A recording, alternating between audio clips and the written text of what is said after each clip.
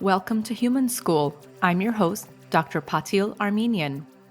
After 4 years of college, 4 years of medical school, 4 years of residency, and 2 years of fellowship, I thought I was done.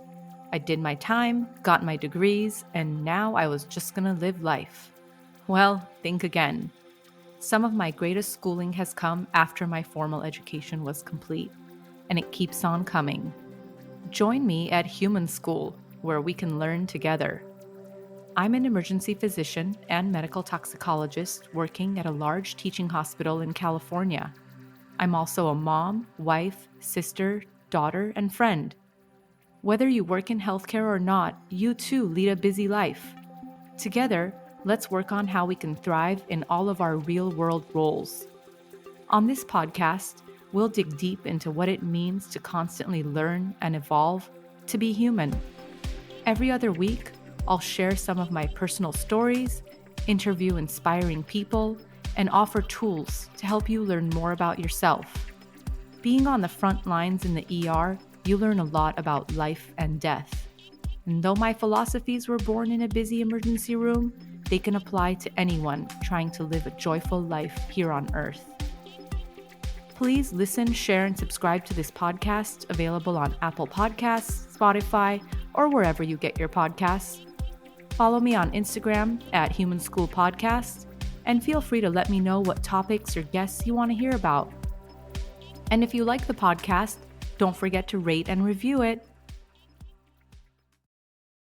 I'd like to introduce today's guest, one of my favorite mentors, Dr. Kent Olson. Dr. Olson is a clinical professor of medicine and pharmacy at the University of California, San Francisco, or UCSF.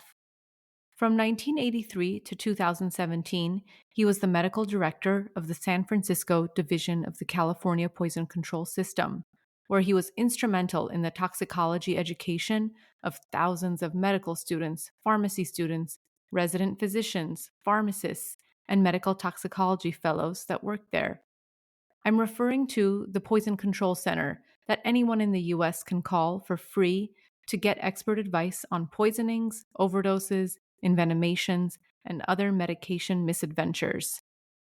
He concurrently worked as an emergency physician and taught at the UC Berkeley UCSF Joint Medical School. And in the midst of all that, he published hundreds of papers advancing the knowledge of caring for poisoned patients and started a new textbook called Poisoning and Drug Overdose, which is now in its 8th edition. This book is actually so useful that we call it the handbook, because you can actually hold it in your hand, but it contains enough clear information that you can use it immediately to care for a patient at the bedside. When I was a fellow in medical toxicology at UCSF and San Francisco General Hospital from 2009 to 11, he ran the Poison Center and was my go-to person for advice on all of my projects and cases. And life too, just my general advice person. That's the thing with Kent. He's the go-to person for advice for so many people. And not just advice, but leading by example. His teaching style is socratic and kind, never humiliating learners.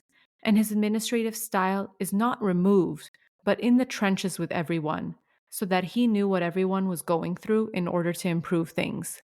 I loved hearing what he learned from his mentors and how he followed his gut to do the things he was interested in while having a healthy work-life balance. Let's get into our chat.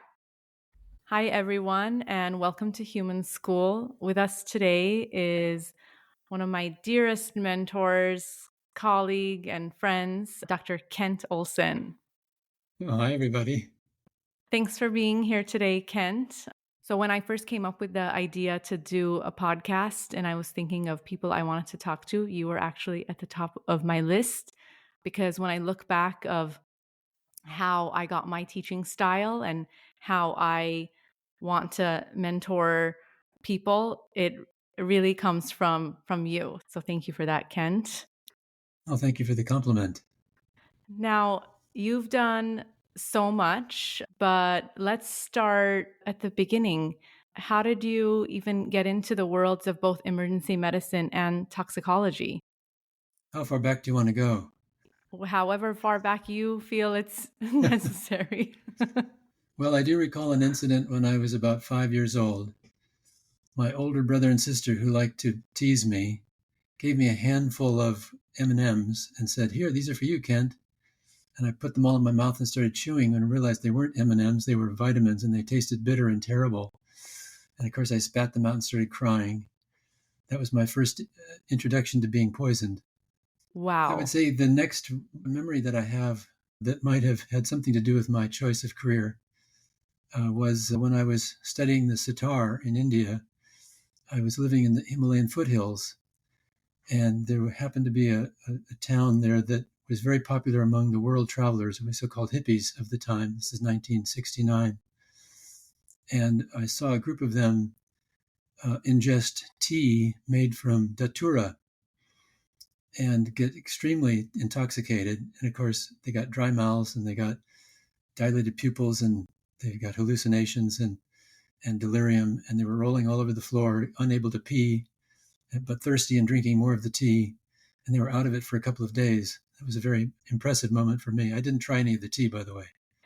Good. Yeah, that seems like not the best idea. I'm sure they also couldn't pee for days. They couldn't. It was so that all came back to me when I was studying pharmacology in medical school and understanding what it was that they had ingested and why they had the symptoms they had.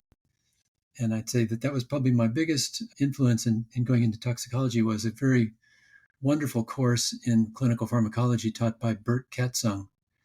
He was a great teacher and very inspiring. And after all the other, I'd say, boring lectures in medical school, like biochemistry, to less extent physiology, which I did like, but pharmacology seemed to make great sense. And I just really gravitated toward it. What made his classes so special?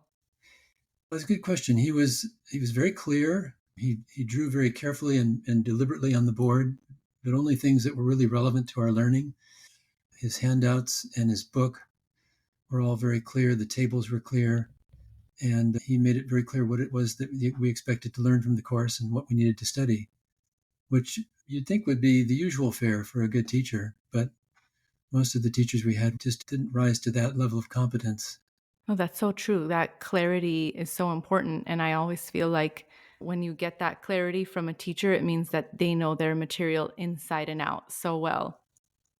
Yeah, and they know what's really important. And it's the old classic of when you have a slide on the screen, it should have 3 bullet points, not 20. Exactly. That's so true. I did like my pharmacology course, but it didn't really tell me what career I was going to end up in.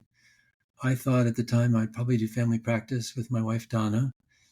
And ultimately, we looked around some programs and decided we'd rather stay in San Francisco and do a year of internal medicine while deciding what to do next. So it was during that year of internal medicine internship that I discovered emergency medicine. I spent a month at Highland Hospital, Alameda County Hospital, and was fascinated by emergency medicine. And I discovered that in those days, this was 1979, that one could practice emergency medicine for 5 years and then challenge the board exam in order to become board certified. We called it the grandfather clause. So I thought, well, why not? I'll just teach myself emergency medicine and go into practice. And it's what I did. And I had been doing that for a couple of years. So it was probably 1981. Donna decided to do a residency program in occupational and environmental medicine at San Francisco General Hospital.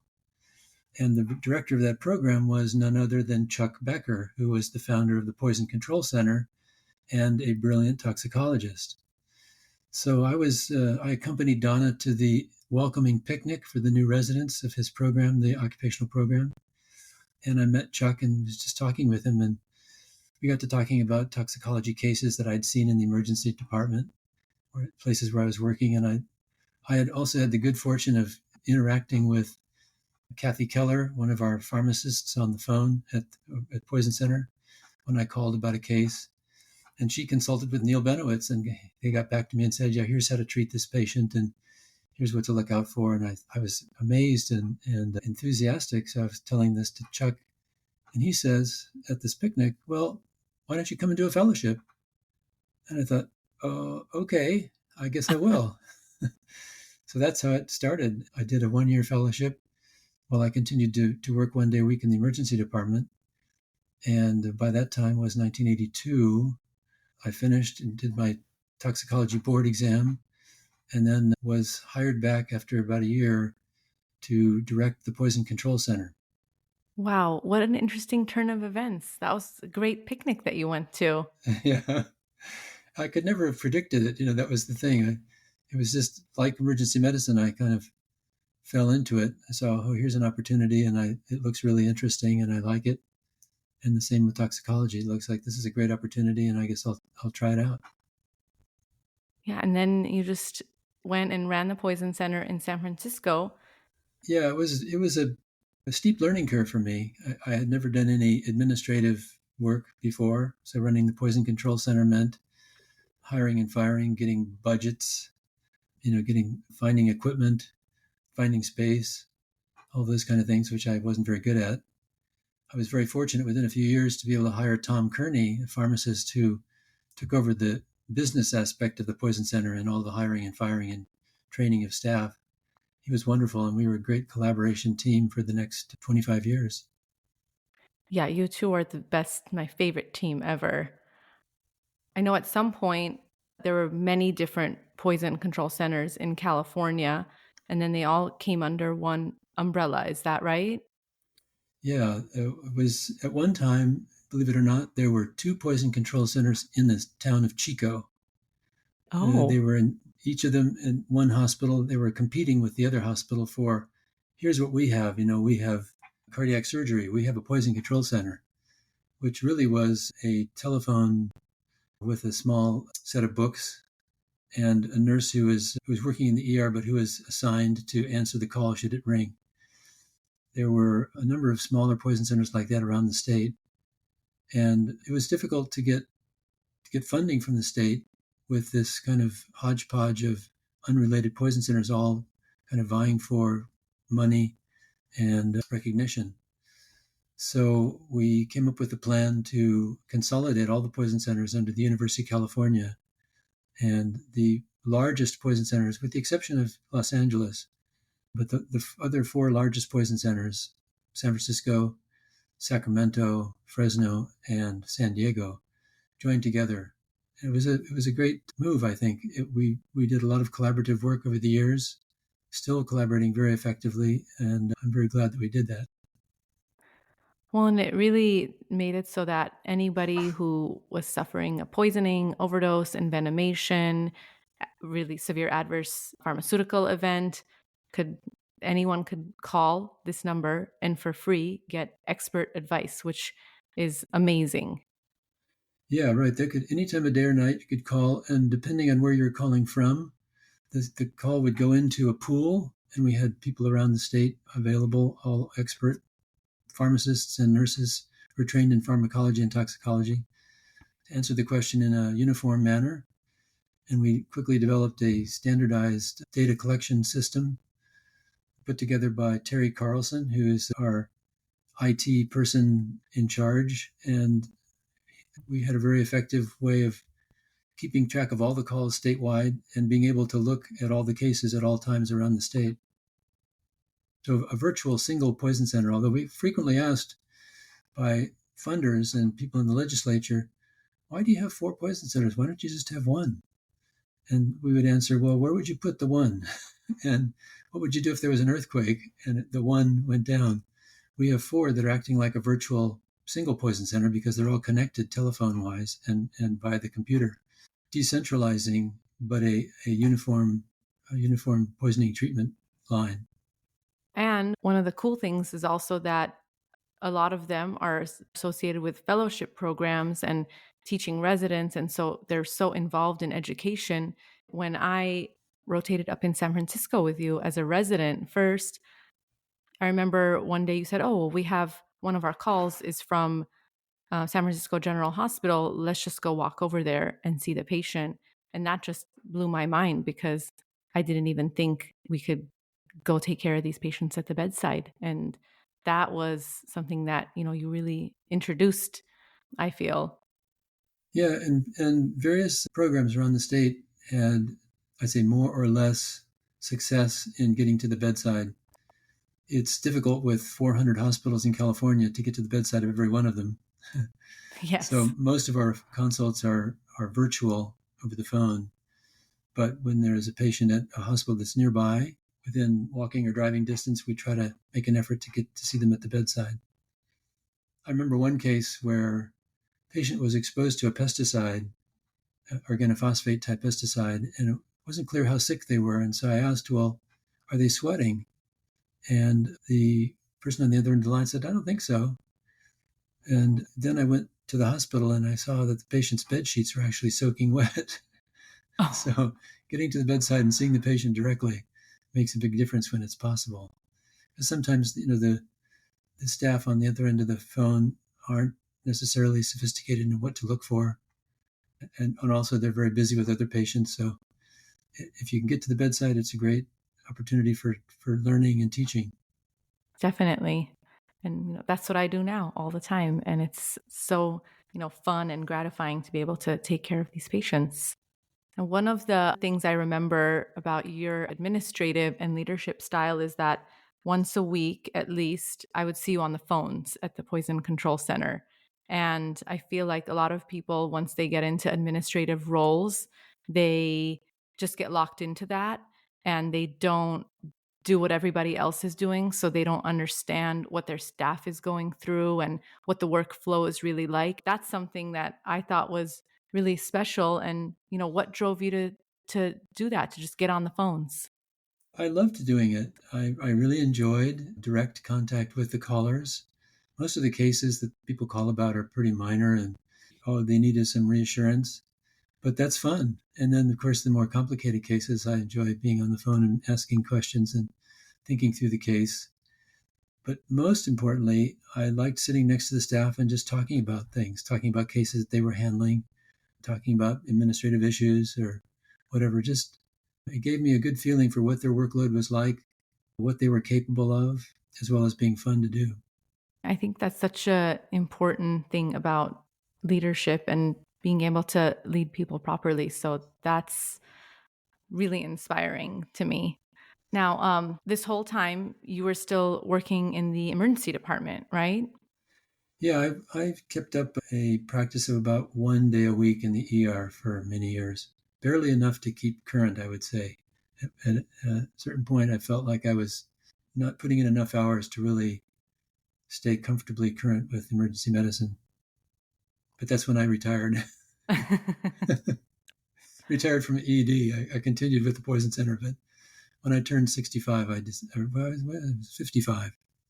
At 55, I decided that 1 day in the ER per week was not enough, and yet it was stressful enough in terms of multitasking that I decided I'd rather just spend my time doing Poison Center. Yeah, and you were doing so much at the Poison Center. I think one of the biggest projects that you undertook was to create a new textbook.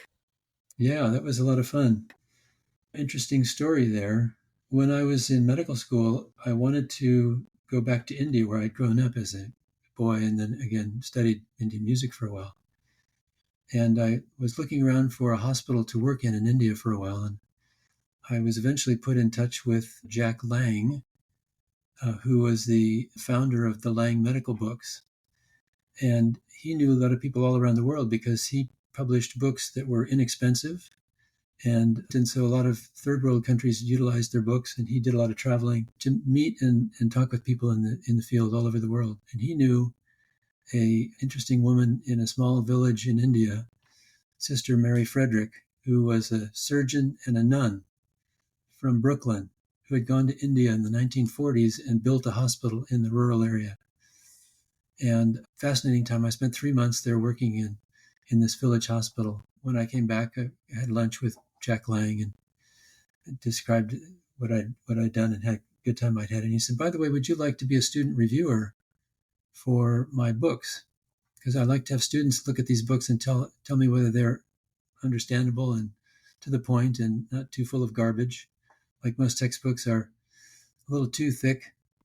And I said, sure, I'd love to. And from time to time, he'd send me a chapter with tables, and he'd ask, are these tables relevant? Do his medical student understand them? this kind of thing. And then a few years later, the company decided to introduce a series of spiral bound manuals. And he approached me and said, would you think about doing a manual of toxicology, a spiral bound manual? And I leaped at the chance because my favorite book in medical school on the wards was the spiral bound Washington Manual of Therapeutics. The simple, straightforward, step by step, what do you do in case of this or that GI bleeding, et cetera. And I said, it would be great to try to think how to do that for toxicology. I thought back to the textbooks that were available in toxicology. There was a handbook by Dreisbach, which is very good, in its 9th or 10th edition. And yet it wasn't a spiral bound, and it was a little bit different in style. And there were these big textbooks like the Gosselin and Hodge textbook of toxicology. But there wasn't anything that was really kind of a spiral bound step-by-step manual. So that was a fun thing to put together.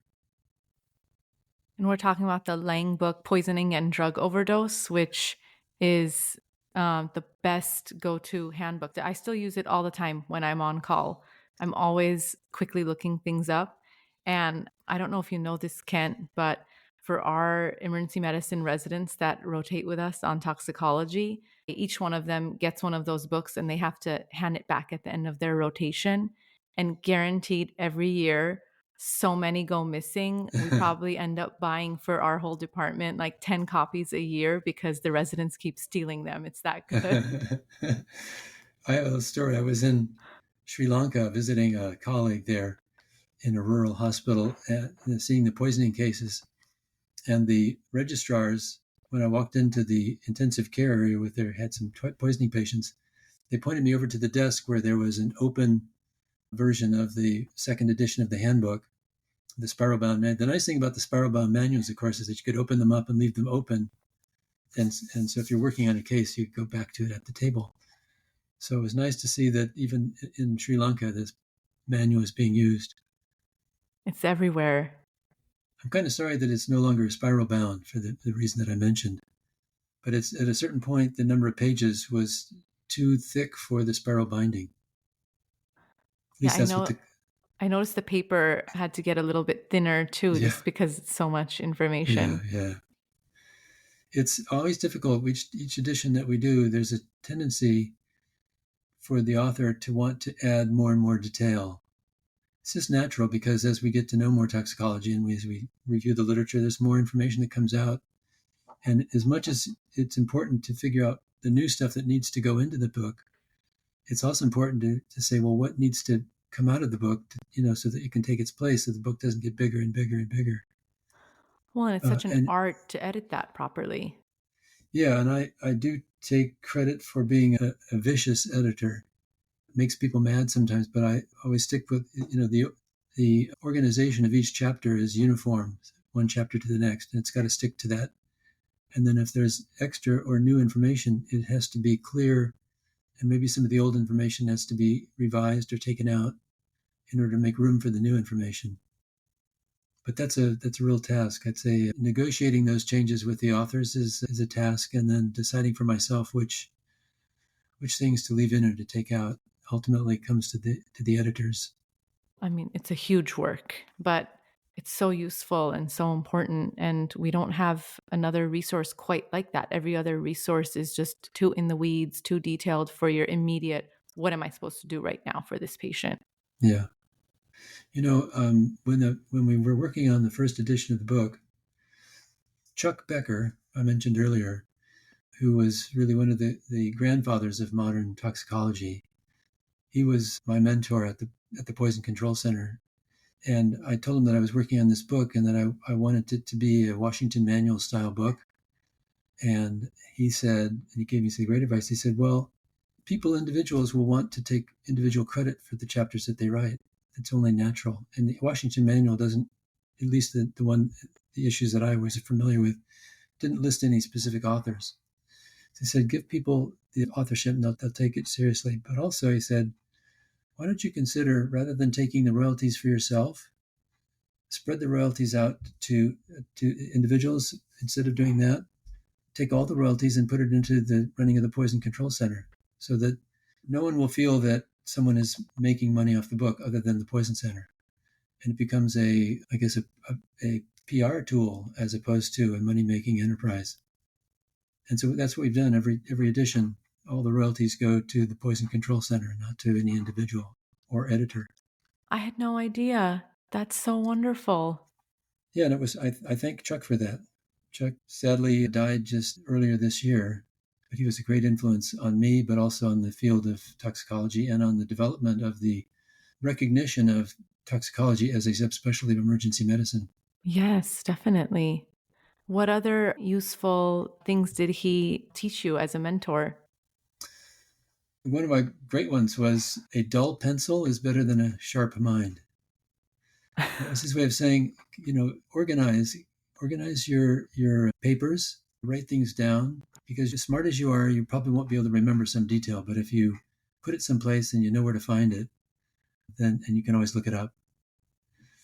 That was one of the things. He was one of the people that I liked watching lecture because he was interactive with his class, his students, and he didn't pimp people. He didn't make them feel embarrassed if they didn't know the answer. He could ask a Socratic question without making it feel like it was a humiliation or a diss on the student or resident. And that was probably really special back then because even now, I hear those tones sometimes, and it's like you could just, yeah, you don't have to make people feel bad that they don't know something. They're there to learn. I think when people enjoy learning, they learn more. And people are afraid, they probably spend more time worrying instead of learning. Definitely. Any other really useful things any different mentors taught you, or something you would have told your younger self? I've always enjoyed watching Neil Benowitz talk. He's such a great distiller of information into a really well understood algorithm or diagram. He also uses the fewer bullet points are better technique, but he's brilliant at that. And my biggest mentor during my 1 year fellowship was actually Susan Pond from Australia. She and I basically were the team that would go and see patients in the hospital Monday through Thursday. I worked in the ER Fridays. So I spent a lot of time with her just gathering knowledge about poisonings and watching her extremely smart and efficient way of doing her job. At that time, so you were working in the ER, you're at the poison center, you're learning all this stuff, you're doing a ton of research. We haven't even mentioned, the hundreds of papers you've published. How did you balance all of that? That's a very good question. And I always felt that I did want to balance things well, and I thought I did a pretty good job of it. I would say I didn't do as much research as I think I could have for the reason that I didn't want to spend my weekends working. And I think that I made a strong attempt to do that. I was, of course, very fortunate to have a great marriage and a collaborative kind of effort. So that made it easier for me to try to balance everything that was going on in my work and home life. And your wife Donna is a physician too, so you kind of understand what each other is going through, right? Oh yeah, and we could talk about our cases or our worries and understand each other because we kind of knew where it was coming from. We were classmates in medical school too, so we'd been together through medical things for some years. Oh yeah, it's so nice to just have someone that you can bounce all your ideas off of, and they just understand every part of it. How do you stay interested? How did you stay interested in these topics? Hmm. I always wait for an interesting case, I guess, to come up or a question to be asked, and then I'll say, "Do I remember how that works, or did I ever learn how that works?" And the searching for that answer, looking things up, reading about them, either reminding myself of how something works physiologically, or maybe finally getting it for the first time. I was always amazed myself when in 50s and 60s learning something that I thought I had learned back in medical school, but I really had never completely understood. And by the way, around this time, so this is, let's say, 1990, 95, I started teaching at the joint medical program at UC Berkeley.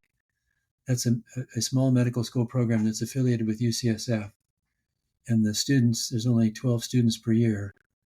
They complete their preclinical coursework at Berkeley, and then they go to San Francisco for their ward rounds clinical work, and then they graduate with the UCSF medical class. So in the preclinical years, I taught their pharmacology course for a few years. That was a great experience, is learning the pharmacology in order to teach it. And then we switched to a problem-based learning that was student-driven. So the students would get a case, and they would have to figure out what it is they needed to learn in order to answer the case questions. And they would assign each other topics and then present it to one another. And I went from being a lecturer to being an observer and sort of a questioner, like, how well do you guys understand that? Or can somebody go to the board and draw out that mechanism? And that gave me an opportunity again to learn things that I thought I had understood, like the renin-angiotensin system, that now I better understood it because I saw students struggling to learn it. And I watched them going up to the board and drawing it out and having other students go, no, it's not that way. Turn it, put this there. This collaborative learning in a group was a great inspiration. So to answer your question, I guess it's questions when they come up, or problems when they come up, are a source of inspiration for me to go do some research. And nowadays it's so easy to do research online, to look up papers on PubMed and read them instantly and analyze and look at their references and go to read those papers. Completely different from when I was in medical school, when if you wanted to look something up, you had to go to the library and go through a stack of index cards and then go to the stacks and find the original article and hope that it was there, and then Xerox it. And then the afternoon is all burned out and you've only gotten one or two articles. So it's a lot easier to look things up now and to get answers than it was then. There's so much information available so quickly. We don't have to go through all those file cabinets anymore. Of course, the downside of that is that everybody has access to lots of information, and not everybody is good at filtering out what is good quality information from what is bad science or just outrageous explanations that aren't correct. Yeah, there's so much science misinformation out there, I think, because there's so much out there, and it actually is a real, art and its own specialty to be able to distill that into correct information that everybody can understand. Yeah. With all of this, what do you do to relax and reset? Well, that's a good question. Every day I spend about an hour to an hour and a half doing a boxing and Pilates and weightlifting class for my Parkinson's disease. It's a great restorer of strength and flexibility for my disease, but it's also just good for my general good health, and it's fun to do. So that takes up part of my day. The other part of my day, I like doing puzzles. I do online Scrabble with my brother and sister and with people in the Scrabble world. And then I look up interesting cases and read about them. And I watch basketball. And I like to read books, but I generally listen to books on tape. Are you listening to anything good right now? I just finished a great series by Adrian Tchaikovsky, a triad of books. Children of Time, I think, is the first one. It's a very good science fiction. All right, I'll have to put it on the list. I'm on a real nonfiction kick right now, but I need to get back into fiction. I like nonfiction as well, yeah. I used to listen to a lot of books when I commuted into San Francisco every day, because I'd have 45 minutes each way of a book, and I'd get through a lot of books. Now I'm not in the car nearly as much, but that's generally when I listen to books, is when I'm in the car going someplace.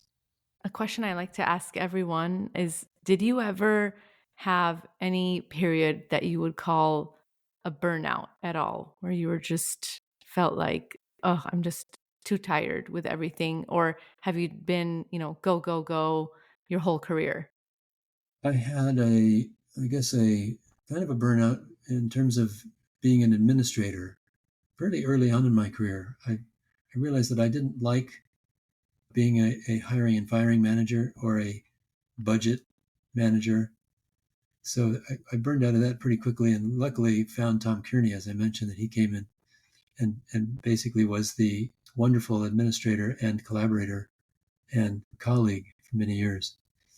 If I hadn't found Tom, I suppose I probably would have burned out of directing the Poison Center if I didn't find somebody that good to take over the administrative duties.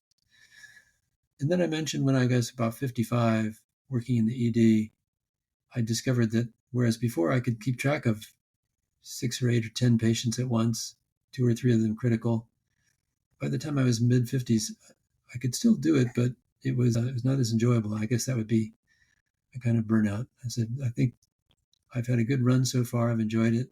I haven't been sued, and maybe it's time to move on to something else. And luckily for me, I had the Poison Center to back me up and take me the rest of my career. Yeah, you had something else that you were really passionate about that you turned to completely, which is great. You had that other thing that you loved. Yeah. Now, one thing that I really kind of feel I took from you and I try to emulate is that you really paid attention to me a lot when I was a fellow. I would meet with you every week and you would always respond to emails quickly and to edits on papers really quickly. And I feel like you did that with everyone. Was that a conscious decision of I'm going to always respond to emails quickly and make sure I stay on top of, my learners, or is that something that you just naturally subconsciously did? I don't know how conscious it was. I obviously I don't like to send an email and not get a response. So I feel like if I don't like it, then I suppose other people don't like it either. So I always try to respond quickly to emails. And I like editing, so I guess I was probably happy to take a look at a manuscript to edit because it was always fun for me to do that. Yeah, and But your edits could be brutal sometimes, but they were always good. Thank you. Yeah, like I said, I do get into trouble with some of our authors who aren't familiar with my editing. But I warn people that usually with each new edition, I say, please stick to the format and please be prepared for some heavy editing. I think heavy editing is important. Now I'm on the other side a lot and I'm editing other people's writing, and it's so fun to just make something clear and Yeah. know, okay, anybody who reads this is going to understand it. Yeah. Last but certainly not least, we're all learning things in this life, and what is a recent lesson you have learned or are currently learning right now? That's a really interesting one. I'm learning how to be a friend at the same time that I maintain my boundaries. And this is a friend who has very severe Parkinson's disease. Of course, I've got the medical knowledge to assist him, but also I intend to just be a friend and to find the right balance of friendship and sort of intervention medically in his outlook or care or things that he does. So I'm struggling with that, but I think I'm finding the right balance there. Oh, that's a good one, Kent. Well, if anyone can find the right balance, it's you. Anything I forgot to ask that you want to talk about? I wanted to say how much I enjoyed your enthusiasm right from the moment I met you. When you came to be a fellow with us, you're always enthusiastic about learning, about teaching, about taking on projects. And you've continued to be that way for all the years that I've known you. And I admire that. Thank you. It's a constant work in progress, but like you, I just go by my intuition and my gut and just keep pivoting to things I'm interested in. So thank you, Ken. Thanks for coming on the podcast. Thank you for having me. It was really enjoyable. Please like, subscribe, share, and download the podcast. And again, you can find us at Human School Podcast on Instagram. I'd like to thank Dr. Zac Efron for the theme music. And I'd just like to make a general disclaimer that any of the institutions I work for, including Community Regional Medical Center, UCSF, UCSF Fresno, and American Ambulance, have nothing to do with any of my thoughts or opinions. And so we'll kindly leave them out of this. Thanks, everyone. See you next time.